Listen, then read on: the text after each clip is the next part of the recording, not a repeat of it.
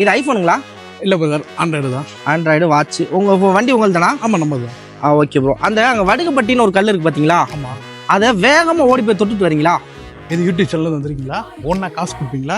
ஆமாம் ப்ரோ, நீங்கள் எவ்வளோ வேகமாக ஓடுறீங்களோ அந்த அளவுக்கு காசு கொடுப்போம். அப்படிங்களா? ஆமாம்.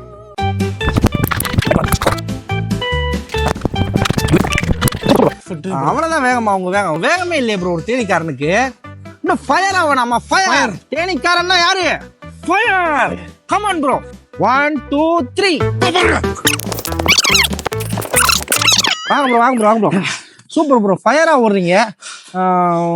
ஒன்னாலும் ஓகே, சரிங்க ப்ரோ, பாய்.